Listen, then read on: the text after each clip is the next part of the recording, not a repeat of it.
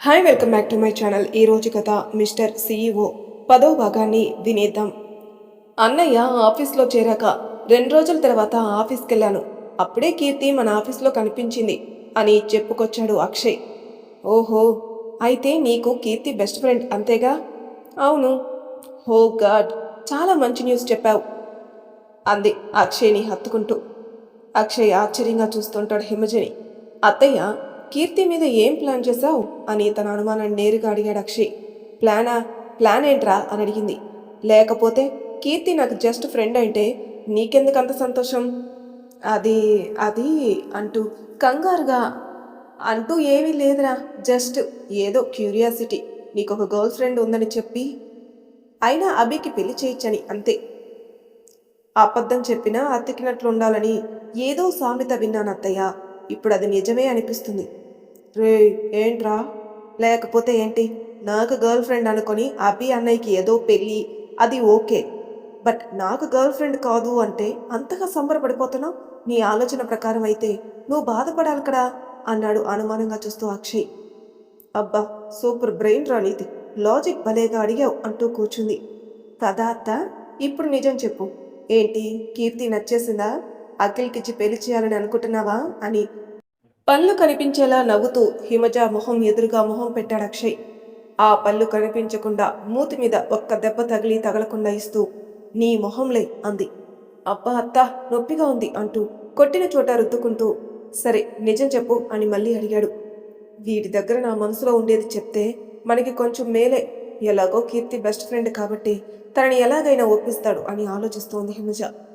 కళ్ళ ముందు చిటిక వేసి, హలో అత్తగారు, ఏంటో అంత దీర్ఘమైన ఆలోచన, కాస్త మాకు చెప్పండి.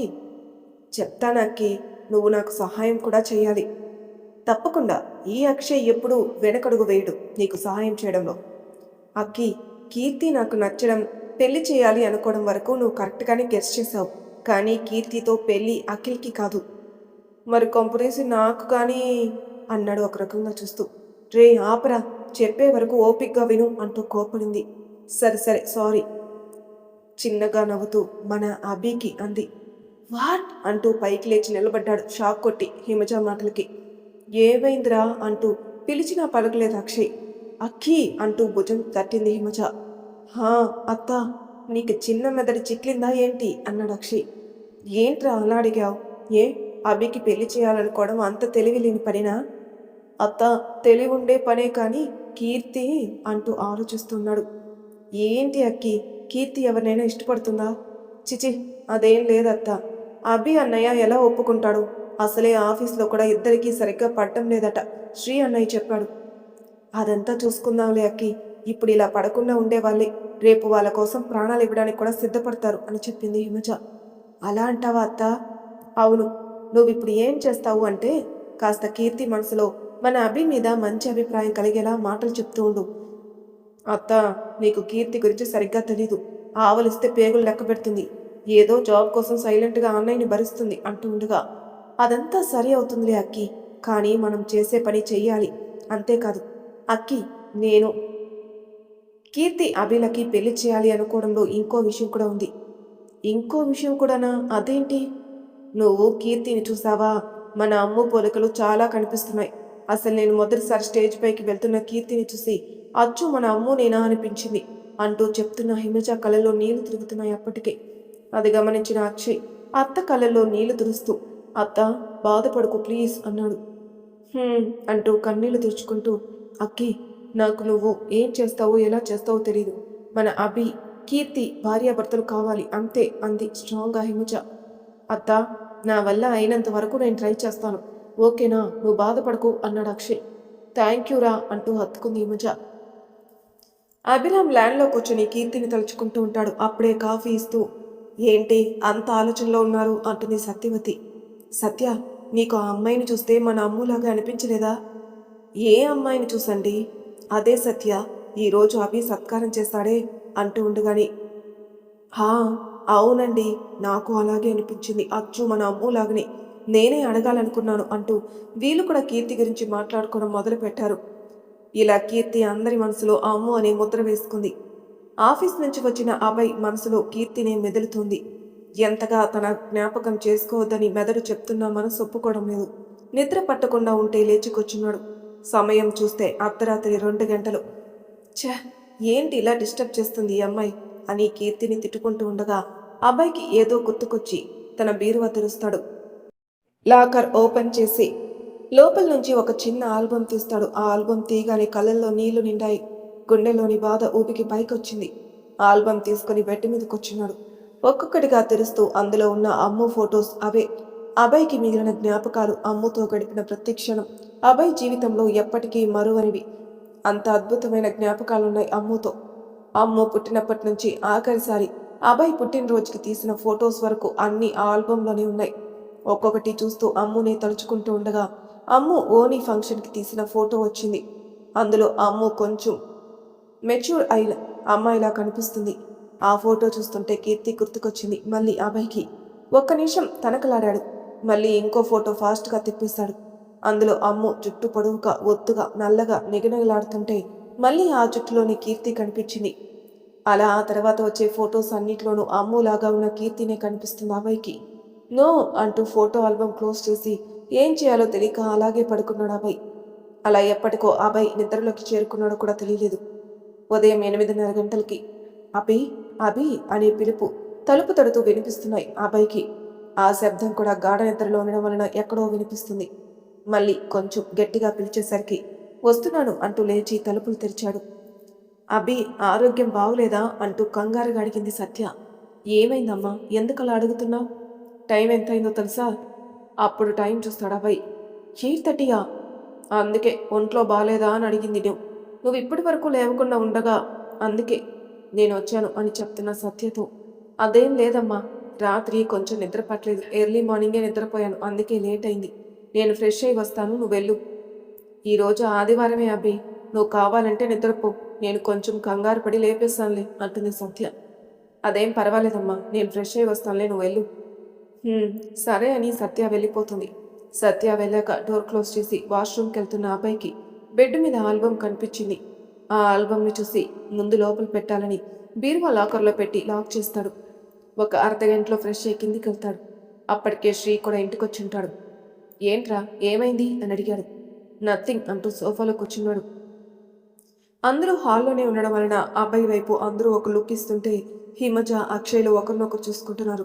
అందరూ టిఫిన్ చేసేసి కూర్చోండి అంటూ సత్య పిలుపు. నేను తినేసి వచ్చాను అంటూ శ్రీ చెప్తుండగా, రే కంపెనీ ఇద్దురా అన్నాడు అభయ్. ఇంతమంది నీకు కంపెనీ కదరా, నేనేనా నీకు కంపెనీ అని క్వశ్చన్ చేస్తూ చూశాడు శ్రీ. ఎస్ అంటూ చేయి పట్టుకుని డైనింగ్ టేబుల్ మీద కూర్చోబెట్టాడు అభయ్. రే నేను నిజంగానే తినేసి వచ్చానురా. నో ప్రాబ్లం, ఎక్కడో ఒక మూలతోయి అన్నాడు అక్షయ్. అదే అంటూ ఉండగా శ్రీ, రే ఎందుకురా అన్నిసార్లు అడిగించుకుంటావు, నోరు మూసుకొని తిను అని అరిచాడు అభయ్. ఆంటీ ఒక కాఫీ మాత్రం చాలు ప్లీజ్. ఓకే శ్రీ, తీసుకొని వస్తాను. అభి అన్నయ్య జూకి వెళ్దామా అని అడిగాడు అక్షయ్. జూకా? నాకు ఇంట్రెస్ట్ లేదక్కి, మీరు వెళ్ళిరండి అన్నాడు అభయ్. అభి వచ్చినప్పటి నుంచి ఇంట్లోనే కదా ఉన్నాం, ప్లీజ్ అలా సరదాగా వెళ్ళొద్దాంరా అని అడిగింది హింజ. క్షణం కూడా ఆలోచించకుండా సరే అత్తయ్య అన్నాడు అభయ్. అన్నయ్య నేను పిలిస్తే మాత్రం ఇంట్రెస్ట్ లేదన్నావు అంటూ మూతి ముడుచుకున్నాడు అలిగినట్లు అక్షయ్. చిన్నగా నవ్వి సైలెంట్గా తింటున్నాడు అభయ్.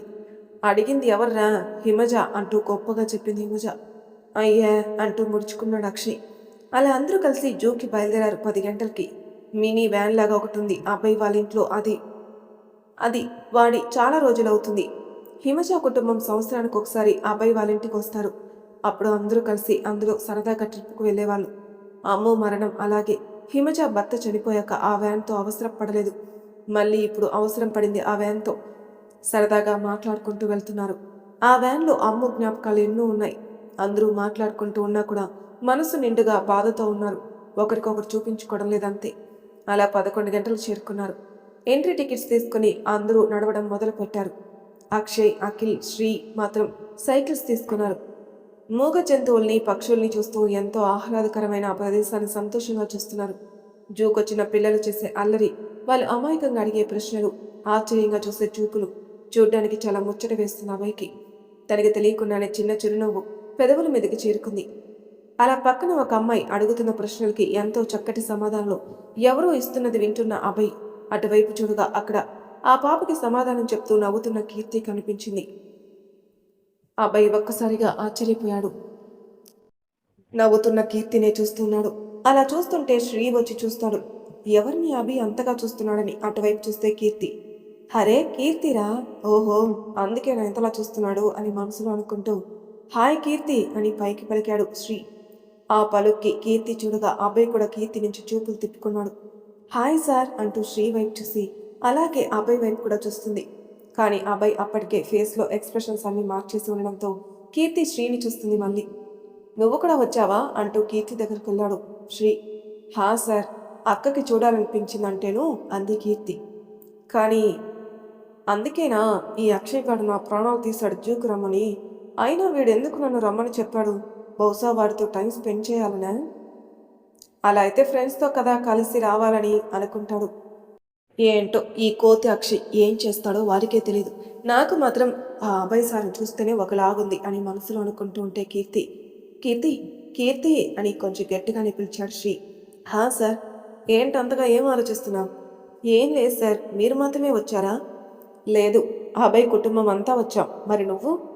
అది సార్ ఒక్క నిమిషం అంటూ కీర్తి కుటుంబాన్ని పిలిచి శ్రీకి పరిచయం చేస్తుంది. పరిచయం చేస్తుండగాని అత్త అక్కడ చూడు అంటూ హిమచకి కీర్తిని అలాగే తన కుటుంబాన్ని చూపిస్తాడు అక్షయ్. నువ్వు సూపర్ రా అంటూ ఇద్దరు ఒకరికొకరు హైఫై ఇచ్చుకుంటూ ఏమీ తెలియని వాళ్ళలాగా. అఖిల్ అఖిల్ మామ్ డాడ్ అక్కడ చూడండి, మన ఆఫీస్లో పనిచేసే కీర్తి అంటూ తన దగ్గరికి తీసుకుని వెళ్తారు. కీర్తిని చూపించగానే అందరి మొహాల్లో ఏదో తెలియని వెలుగు. అలాగే తనని చూస్తూ తన దగ్గరికి వెళ్తారు అక్షయ్ వెనకాలే. హాయ్ కీర్తి అంటూ అక్షయ్ తన పక్కనకి వెళ్ళి నిలబడ్డాడు. అక్షయ్, నీకు ముందే తెలుసా కీర్తి అని అడిగాడు అభిరామ్. హా డాడ్, నా బెస్ట్ ఫ్రెండ్ అంటూ hi aunty, hi uncle, hi Karuna, hi Santosh బావా అంటూ పలకరిస్తుంటే వాళ్ళు నవ్వుతూ హాయ్ అక్కి అంటారు చనువుగా. మాకెందుకు తెలుసు సార్, అక్కి చాలా మంచి అబ్బాయి. అలాగే వీళ్ళ బ్యాచ్లో అల్లరి కూడా అక్కిదే ఎక్కువగా ఉంటుంది అంటాడు ప్రసాద్. అది మాత్రం నిజమే అంటాడు అఖిల్. అందరూ నవ్వుకుంటూ ఒకరినొకరు పరిచయాలు చేసుకుంటూ మాట్లాడుకుంటూ ఉంటే అభయ్ మాత్రం వాళ్ళని చూస్తూ కొంచెం నన్నెవరూ పట్టించుకోవట్లేదు చూడు అన్నట్టుగా ఫీల్ అవుతున్నాడు. కీర్తి చూపులు అప్పుడే అభయ్ వైపుకి మళ్ళాయి. అలా చూస్తున్న కీర్తిని చూశాడు అక్షయ్. తను చూస్తున్న వైపు చూస్తే అభయ్ ఉన్నాడు. చిన్నగా నవ్వుకుంటూ మనకి కొంచెం పని తగ్గించేలా ఉన్నారే ఇద్దరు అని మనసులో అనుకుంటూ అభి అన్నయ్య అంటూ గట్టిగా పిలుస్తాడు. కీర్తి తడబడుతూ అటు ఇటు చూసుకుంటుంది. అభయ్ కూడా చూపులు తిప్పేస్తాడు. అభి ఇలారా అంటూ అభిరామ్ పిలుస్తాడు. అభయ్ని కూడా కీర్తి కుటుంబానికి పరిచయం చేస్తారు. కరుణ చూస్తూ ఇతనేనా అభయ్ కీర్తి బాసు అని మనసులో అనుకుంటూ ఉంటుంది. సరే అందరూ మాట్లాడుకుంటుంటే ఎలా, ఇప్పుడు పార్క్ మొత్తం చూసేసి వెళ్దాం పదండి అంటాడు అక్షయ్. రెండు కుటుంబాల వాళ్ళు మాట్లాడుకుంటూ పార్క్లో ఉన్న జంతువుల్ని పక్షుల్ని చూస్తూ గడుపుతూ ఉంటే రే అక్కిగా, మీ ఫ్యామిలీని తీసుకుని వచ్చావు సరే, మరి నా ఫ్యామిలీని తీసుకుని ఎందుకు రమ్మని అంతగా అర్జెంటు చేశావురా? నన్ను నేను ఎంతగా బ్రతిమలాడి తీసుకుని వచ్చానో తెలుసా? మా వాళ్ళని అండ్ అక్క ప్రెగ్నెంట్ రా, పాపం నా కోసం అబద్ధం చెప్పి ఇంట్లో వాళ్ళని తీసుకుని వచ్చింది. వాట్, కరుణ ప్రెగ్నెంటా? మరి నాకు చెప్పనే లేదేంటి కోతి? చెప్పుంటే వద్దని చెప్పేవానిగా అంటాడు. వెదవ, నాకు ఏమైనా చెప్పడానికి ఛాన్స్ ఇచ్చావా?